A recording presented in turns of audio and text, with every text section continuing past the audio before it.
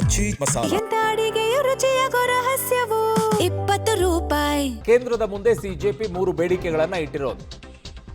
ಬೇಡಿಕೆಗಳ ಇತ್ಯರ್ಥಕ್ಕೆ ಟೈಮ್ ಅನ್ನ ಕೇಂದ್ರ ಕೇಳಿದೆ ಅಂತೆ.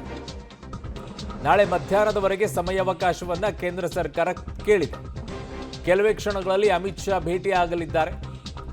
ನಡ್ಡಾ ಮತ್ತು ಜಿತೇಂದ್ರ ಅವರು ಈ 3 ಬೇಡಿಕೆಗಳ ವಿಚಾರದಲ್ಲಿ ಏನಿದೆ ಆ ಬೇಡಿಕೆಗಳ ವಿಚಾರದಲ್ಲಿ ಈಗ ಅಮಿತ್ ಶಾ ಅವರ ಜೊತೆಗೆ ಮಾತುಕತೆಯನ್ನ ಮಾಡ್ತಾರೆ. ಮಾತುಕತೆಯಾಗಿ ನಾಳೆ ಮತ್ತೊಂದು ರೀತಿಯಾದಂಥ ಸಭೆ ನಡೆಯುತ್ತೆ. ಕೇಂದ್ರದ ನಿರ್ಧಾರ ಏನು ಅನ್ನೋದು ನಾಳೆ ಗೊತ್ತಾಗುತ್ತೆ. ಈಗ ಅಮಿತ್ ಶಾ ಅವ್ರನ್ನ ಭೇಟಿಯಾಗಕ್ಕೆ ಹೋಗಿದ್ದಾರೆ. JP ನಡ್ಡಾ ಅವರು, ಜಿತೇಂದ್ರ ಸಿಂಗ್ ಅವರು ಟೈಮನ್ನು ಕೇಳಿಕೊಂಡಿದ್ದಾರೆ ನಾಳೆ ಮಧ್ಯಾಹ್ನದವರೆಗೂ ಕೂಡ. ಸೊ ಹಾಗಾಗಿ ನಾಳೆ ಮಧ್ಯಾಹ್ನಕ್ಕೆ ಯಾವ ನಿರ್ಣಯವನ್ನ ಕೇಂದ್ರ ತೆಗೆದುಕೊಳ್ಳುತ್ತೆ ಅನ್ನೋದನ್ನು ನೋಡಬೇಕಾಗಿದೆ.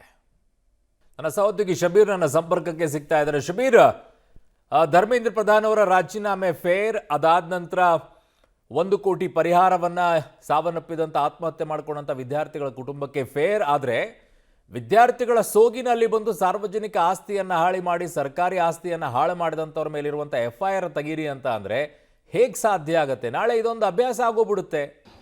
ಅರುಣ್ ನೋಡಿ, ವಿದ್ಯಾರ್ಥಿಗಳ ಮೇಲಿರುವಂಥ ಕೇಸ್ಗಳನ್ನು ವಾಪಸ್ ತೆಗೆದೆ ಅನ್ನುವಂಥ ನಿಟ್ಟಿನಲ್ಲೂ ಕೂಡ CJP ಪಕ್ಷ ಮನವಿಯನ್ನು ಮಾಡ್ಕೊಂಡಿರುವಂಥದ್ದು. ಒಟ್ಟು 3 ಮನವಿಗಳನ್ನು ಮಾಡಿಕೊಂಡಿತ್ತು. ಆ ಪೈಕಿ ಮೃತ ವಿದ್ಯಾರ್ಥಿಗಳಿಗೆ 1 ಕೋಟಿ ಕೊಡುವಂಥದ್ದು, ಧರ್ಮೇಂದ್ರ ಪ್ರಧಾನ್ ಅವರ ರಾಜೀನಾಮೆ, ಇದ್ರ ಜೊತೆಗೆ ಮೊನ್ನೆ ಜುಲೈ 20ನೇ ತಾರೀಕು ಏನು ಸಂಸತ್ಗೆ ಮುತ್ತಿಗೆ ಹಾಕುವಂಥ ಪ್ರಕರಣ ಏನಿತ್ತು, ಈ ಸಂದರ್ಭದಲ್ಲಿ ಸಾಕಷ್ಟು ಸಾರ್ವಜನಿಕ ಆಸ್ತಿ ಪಾಸ್ತಿ ನಷ್ಟ ಆಗಿತ್ತು.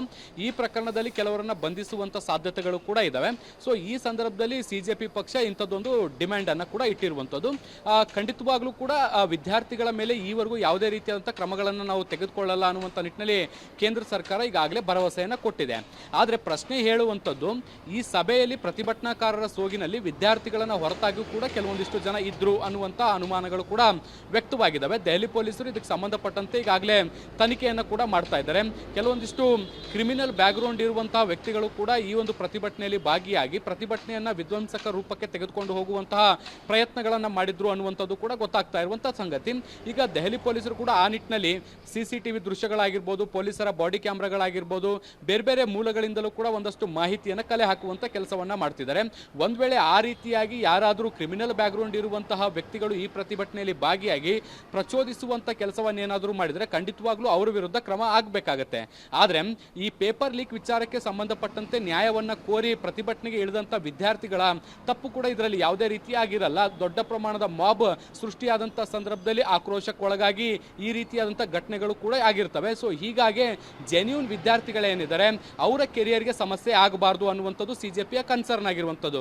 ಯಾಕೆಂದ್ರೆ ಒಂದ್ ವೇಳೆ ಈ ರೀತಿಯಾದಂಥ ಪ್ರತಿಭಟನೆಯಲ್ಲಿ ಭಾಗಿಯಾದಂಥ ವಿದ್ಯಾರ್ಥಿಯ ವಿರುದ್ಧ ಏನಾದರೂ FIR ದಾಖಲಾದರೆ ಅವರ ಎಜುಕೇಷನ್ ಭವಿಷ್ಯ ಕೂಡ ಹಾಳಾಗುವಂಥ ಸಾಧ್ಯತೆಗಳಿರುತ್ತೆ. ಭವಿಷ್ಯದಲ್ಲಿ ಅವರು ಬೇರೆ ಬೇರೆ ರೀತಿಯಾದಂಥ ಸಮಸ್ಯೆಗಳನ್ನು ಕೂಡ ಎದುರಿಸಬೇಕಾಗತ್ತೆ.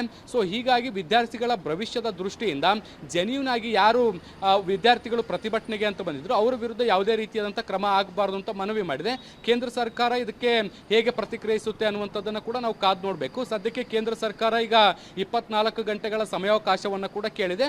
ಬಹುಶಃ ನಾಳೆ ಮಧ್ಯಾಹ್ನದ ಒಳಗಡೆ CJP ಇಟ್ಟಿರುವಂಥ ಎಲ್ಲ ಬೇಡಿಕೆಗಳಿಗೆ ಸಂಬಂಧಪಟ್ಟಂತೆ ತನ್ನ ಪ್ರತಿಕ್ರಿಯೆಯನ್ನು ಕೊಡುತ್ತೆ. ಯಾವುದು ಮಾಡಲಿಕ್ಕೆ ಸಾಧ್ಯ ಇದೆ, ಯಾವುದು ಮಾಡಲಿಕ್ಕೆ ಸಾಧ್ಯ ಇಲ್ಲ ಅನ್ನುವಂಥದ್ದು. ಆದರೆ ಈವರೆಗೂ ಕೇಂದ್ರ ಸರ್ಕಾರ ಬಹಳ ಸ್ಪಷ್ಟವಾಗಿ ಹೇಳಿರುವಂಥದ್ದು, ಸೋನಂ ವಾಂಗ್ಚುಕ್ ಅವರಿಗೆ ಉಪವಾಸ ಸತ್ಯಾಗ್ರಹವನ್ನು ಬಿಡಿಸಬೇಕಾದಂಥ ಸಂದರ್ಭದಲ್ಲಿ ವಿದ್ಯಾರ್ಥಿಗಳ ವಿರುದ್ಧ ಯಾವುದೇ ರೀತಿಯಾದಂಥ ಕ್ರಮಗಳನ್ನು ತೆಗೆದುಕೊಳ್ಳಲ್ಲ ಅನ್ನುವಂತಹ ಈಗಾಗಲೇ ಭರವಸೆಯನ್ನು ಕೊಟ್ಟಿದೆ. ಆ ಭರವಸೆಯನ್ನು ಮುಂದುವರಿಸುತ್ತಾ ಅನ್ನುವಂಥದ್ದನ್ನು ಕೂಡ ಕಾದು ನೋಡಬೇಕು. ಅರುಣ್, ಓಕೆ, ಹಾಗೆ ಸಂಪರ್ಕದಲ್ಲಿರಿ. ಶಬೀರ್, ವಾಪಸ್ ಬರ್ತೀನಿ.